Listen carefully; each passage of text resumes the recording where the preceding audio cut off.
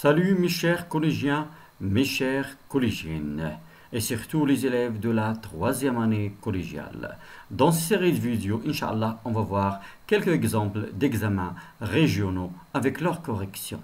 Mais s'il vous plaît, avant de commencer la première vidéo, j'aimerais bien que vous preniez vos stylos et vos cahiers, essayez de s'exercer avec moi. Dans cette vidéo, Inch'Allah, on va voir l'examen normalisé de Sousma Sadra, session juin 2006. Commençons par le texte de base. Notre navire avait un équipage de 15 hommes, y compris le capitaine et le cuisinier du bord. Tous étaient de braves gens que nous avons choisis avec soin. Nos vivres, notre cargaison, nos armes étaient en quantité suffisante et de bonne qualité. Le temps s'annonçait magnifique, avec un vent favorable. Pendant une vingtaine de jours, je me laissais aller à la joie de courir sur une mer calme dans la langoule, berçait doucement le vaisseau. Mais brusquement, tout changea. Un ouragan se déchaîna avec une fureur si grande que je n'en avais jamais vu encore de cette sorte. D'après Daniel Defoe, Robinson Crusoe. Alors j'espère mes chers que vous allez lire le texte, bien lire le texte. Je peux refaire la lecture. Notre navire avait un équipage de 15 hommes, y compris le capitaine et le cuisinier du bord. Tous étaient de braves gens que nous avons choisis avec soin. Nos vivres, notre cargaison, nos armes étaient en quantité suffisante et de bonne qualité. Le temps s'annonçait magnifique, avec un vent favorable. Pendant une vingtaine de jours, je me laissais aller à la joie de courir sur une mer calme dans la longue houle, baissait doucement le vaisseau. Mais, brusquement, tout changea. Un ouragan se déchaîna avec une fureur si grande que je n'en avais jamais vu encore de cette sorte. D'après Daniel Defoe, Robinson Crusoe. Commençons par la première question. La source et l'auteur. Alors, quelle est la source de ce texte? Voilà les questions maintenant. Je vous rappelle, vous pouvez toujours arrêter la vidéo, retenir votre réponse et aussi lire le texte. Alors, commençons par la première question. Relevez la source et l'auteur. Alors, où est la source? Où est l'auteur? Oui, j'espère que vous avez retenu. Alors la source ici, c'est Robinson Crusoe et l'auteur, c'est Daniel Defoe. Deuxième question. Ce texte, est-ce qu'il est prescriptif, narratif, descriptif? Recopier la bonne réponse. Ça veut dire on va retenir, on va écrire la bonne réponse. Alors, à vous d'écrire la réponse. Ce texte, oui, ce texte est narratif. Maintenant répondu par vrai ou bien faux. Le narrateur est un personnage dans l'histoire. Alors le narrateur est un personnage dans l'histoire. Est-ce que vrai ou bien faux? Revenons au texte. Regardez bien. Notre navire, nos armes, je. Alors ici, je n'en avais jamais vu. Je, notre, non. Ça veut dire le narrateur est un personnage dans l'histoire. Ça veut dire vrai.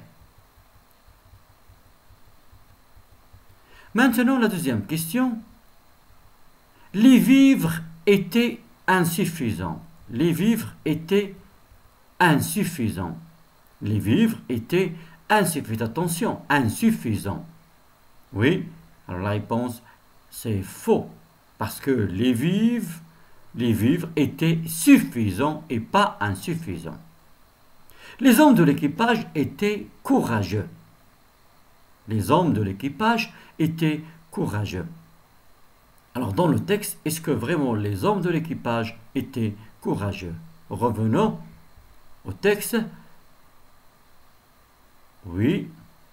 Alors tout étaient de braves gens, Qu'est-ce que ça veut dire brave? Brave, ça veut dire courageux, de braves gens que nous avons choisis avec soin. Alors, la réponse est vraie. Maintenant, passons à la question suivante. Et toujours, je vous rappelle, vous pouvez arrêter la vidéo et s'exercer avant de voir la correction. Alors, comment on a choisi les hommes de l'équipage? Est-ce qu'on les a choisis au hasard? Alors, dans le texte, comment on a choisi les hommes de l'équipage? Oui. Alors, la réponse, comment on a choisi les hommes de l'équipage? La réponse, j'espère que vous l'avez retenue. Regardez bien. Tout était de braves gens que nous avons choisis avec soin. Ça veut dire, comment on a choisi les hommes de l'équipage? On a choisi les hommes de l'équipage avec soin. On a choisi les hommes de l'équipage avec soin.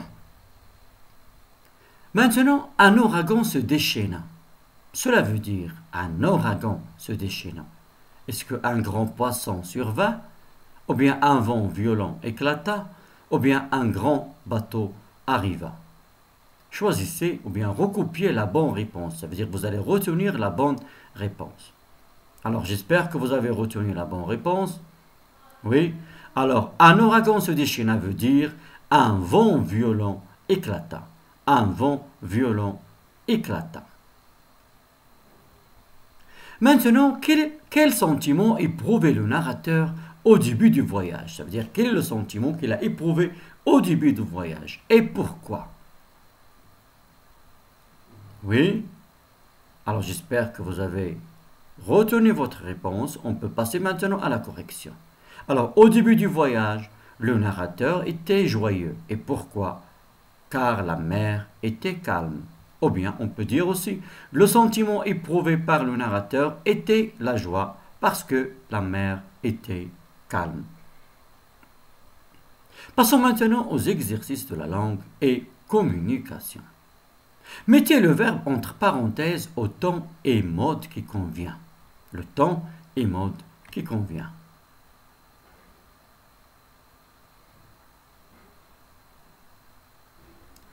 Alors, mettez le verbe entre parenthèses. Bien que la mer, le verbe être calme, certains compagnons étaient effrayés. Bien que la mer, le verbe être calme, certains compagnons étaient effrayés, ça veut dire il avait peur. Qu'est-ce qu'on a exprimé dans cette phrase? Regardez bien, la mer est calme, mais certains compagnons, il avait peur, il était effrayé. Qu'est-ce que vous remarquez ici? Il y a la concession. On a exprimé la concession par bien que. Et bien que, quelle est la règle qu'on a déjà vue? Bien que plus quel mode? Oui, oui, bien que plus le mode subjonctif. Alors j'espère que vous avez conjugué correctement le verbe être. Qu'est-ce qu'on va dire? Bien que la mer, oui, bien que la mer soit calme. Bien que la mer soit calme. Certains compagnons étaient effrayés. Soit c'est le verbe être au subjonctif.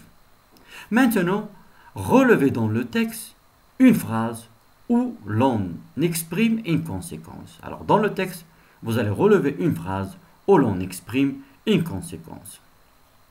Alors, j'espère que vous avez relevé la phrase. On peut voir maintenant la correction. Alors voici la phrase. Un ouragan se déchaîna avec une fureur si grande que je n'en avais jamais vu encore de cette sorte. Avec une fureur si grande que je n'en avais jamais vu encore de cette sorte. Voilà la phrase. Le moyen qu'on a utilisé, c'est si plus adjectif plus que. Et la conséquence, que je n'en avais jamais vu encore de cette sorte. Voilà la phrase dans laquelle on a exprimé la conséquence. Maintenant, B, exprimer la conséquence autrement. Qu'est-ce que ça veut dire exprimer la conséquence autrement? Ça veut dire en utilisant un autre moyen. Alors, qu'est-ce qu'on peut dire? On a si que. Par quoi on peut remplacer si que tout d'abord? Oui. Alors, j'espère que vous avez retenu votre réponse. Passons à l'exemple de correction. On peut dire un ouragan se déchaîna avec une fureur tellement grande que je n'en avais jamais vu encore de cette sorte. Qu'est-ce qu'on peut dire encore si on veut exprimer la conséquence autrement? On peut utiliser des moyens faciles. Exemple, si bien que, au point que, d'une telle manière que. Alors, donnez-moi une phrase avec ces moyens. J'espère que vous avez retenu une phrase. Toujours, je vous rappelle, vous pouvez arrêter la vidéo et voir après la correction. Passons maintenant à la correction. Un ouragan se déchaîna avec une grande fureur, si bien que je n'en avais jamais vu encore de cette sorte. Ou bien, d'une telle manière que je n'en avais jamais vu encore de cette sorte, ou bien, au point que je n'en avais jamais vu encore de cette sorte. Maintenant, dans le texte, relevez dans le texte 4 termes appartenant au champ lexical de la marine. Comme vous avez remarqué, le champ dominant dans le texte, c'est le champ de la marine, de la mer. Alors, relevez 4 mots qui appartiennent à ce champ lexical. Oui. Alors, j'espère que vous avez retenu votre réponse. Passons maintenant à l'exemple de correction. On a ouragan, navire, vaisseau, équipage, capitaine, mer, bercé, etc. Maintenant, la 4e question. L'ouragan se déchaîna. Le navire risque de faire naufrage. On a l'ouragan qui va se déchaîner. L'ouragan, on a dit, c'est la tempête. Le navire risque de faire naufrage. Et si le navire a fait naufrage, on va mourir tous. Le capitaine, il s'adresse immédiatement à l'équipage. Ça veut dire que c'est le capitaine qui va parler à l'équipage. Formuler sous forme d'hypothèse son intervention. Ça veut dire le capitaine, il va intervenir et son intervention, elle va être sous forme de quoi? D'hypothèse.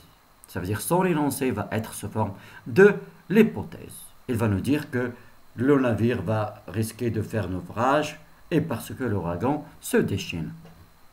Alors comment il va formuler son hypothèse? Alors j'espère que vous avez essayé de donner plusieurs exemples parce que déjà on a travaillé l'hypothèse. Alors, qu'est-ce qu'il peut dire? Si vous avez fini, on peut passer à des exemples de correction. Il peut dire, peut-être notre navire va faire naufrage car l'ouragan se déchaîne. Il peut dire encore, si l'ouragan se déchaînait, notre navire risquerait de faire naufrage. Si l'ouragan se déchaînait, voilà, c'est plus imparfait, notre navire risquerait de faire naufrage. Notre navire risquerait de faire naufrage à cause de l'ouragan. Alors, tout simplement, on a conjugué le verbe risquer au conditionnel et on a exprimé l'hypothèse. Et dans la deuxième phrase, on a utilisé le subordonnant si. Au cas où maintenant aussi on peut l'utiliser. Au cas où l'ouragan se déchaînerait, ou bien au cas où l'ouragan se déchaînerait, toujours au cas où plus conditionnel, notre navire risquerait de faire naufrage. On peut dire aussi le verbe admettre, ou bien supposer. Supposons que l'ouragan se déchaîne, notre navire risquerait de faire naufrage. Supposons que l'ouragan se déchaîne, notre navire risquerait de faire naufrage. Alors, comme vous avez remarqué, on peut exprimer l'hypothèse en utilisant plusieurs moyens. Passons maintenant à la question 5. La question 5. Alors, la question 5. Trouvez la situation de communication qui correspond à l'énoncé suivant. On va trouver la situation de communication qui correspond à l'énoncé suivant. Certes, je ne connais pas tous mes compagnons de voyage, mais je leur fais confiance.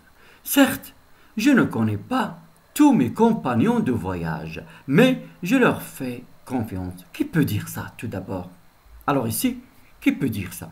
Oui, il peut un voyageur, ou bien le narrateur même dans l'histoire. Il peut dire ça. Oui. Alors, mais qu'est-ce qu'il a fait ici? Observez bien les moyens. Certes, mais. Alors, il a fait quoi? Oui. J'espère que vous avez retenu votre réponse. Alors ici, il a fait une concession et il l'a réfutée. À propos de quoi? À propos de ses compagnons de voyage, ça veut dire les voyageurs qui sont avec lui. Alors ici, la situation de communication, c'est un voyageur, ou bien même le narrateur, qui a fait une concession et il l'a réfutée à propos de ses compagnons de voyage. Maintenant, les moyens qu'il a utilisés pour faire la concession. Tout d'abord, pour faire la concession, il a utilisé certes, certes, ça veut dire oui. Et pour réfuter la concession, il a utilisé mais. Passons maintenant à la production écrite. Imaginez ce qui s'est passé à l'équipage juste après l'ouragan. Vous commencez votre récit par « Un ouragan se déchaîna, le navire était emporté par le vent ». Alors tout d'abord, on va écrire un texte, un récit. Ça veut dire un texte narratif. Imaginez ce qui s'est passé à l'équipage. On va imaginer la suite de l'histoire.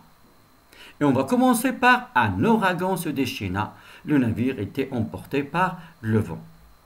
On peut même imaginer qu'on est le narrateur et on va raconter la suite de l'histoire.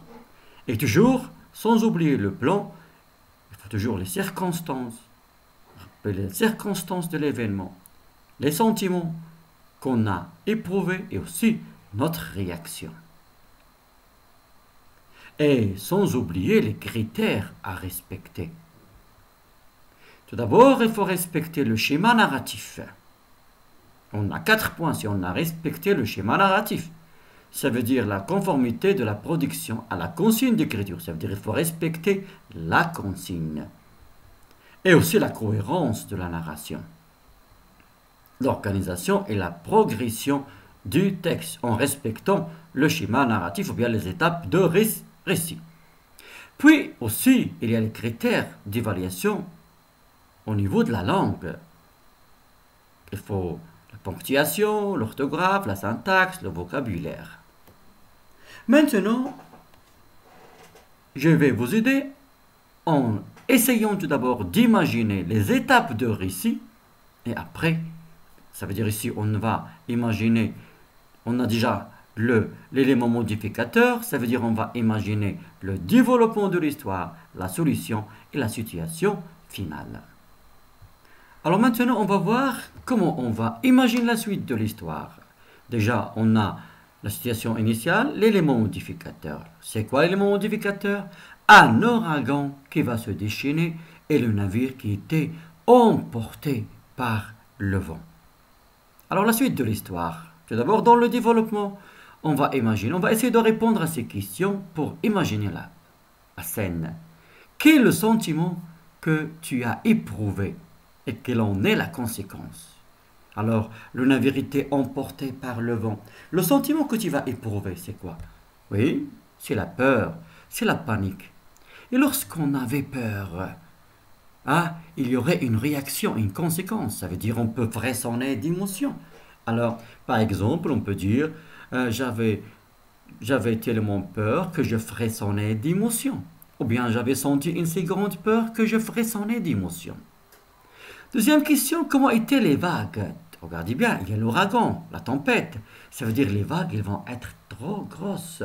Et le bateau, est-ce qu'il va arriver à maintenir son équilibre? Alors, quelle est la conséquence ici? Les vagues étaient comment? On peut dire les vagues étaient tellement grosses, ou bien les vagues étaient grosses d'une telle manière que le bateau avait perdu l'équilibre, par exemple. Alors, voilà la conséquence. Comment était ce moment que vous aviez vécu dans la mer? Est-ce qu'il était un moment amusant? Non. Alors que c'était un moment horrible. Alors, en essayant de répondre à ces questions, essayez maintenant de rédiger le développement de cette histoire. Maintenant, imaginons la solution. Tu as passé un moment horrible, mais ça ne va pas durer longtemps. Alors, avant d'annoncer la solution, il faut choisir une expression pour marquer la solution. Exemple, heureusement, par le plus grand bonheur, ou bien, etc. Alors, après un moment de panique que vous avez passé dans la mer, le vent, est-ce qu'il va il va s'arrêter. Imaginez que le vent va s'arrêter. N'oubliez pas la conjugaison les temps d'or ici. Et le bateau qui va reprendre l'équilibre. Alors n'oubliez pas la conjugaison du verbe, les temps de ici. Et est-ce qu'on va rester dans la mer? Non. La situation finale, on va continuer le voyage. Alors voilà, j'espère que je vous ai aidé un petit peu à mieux rédiger la suite de cette histoire.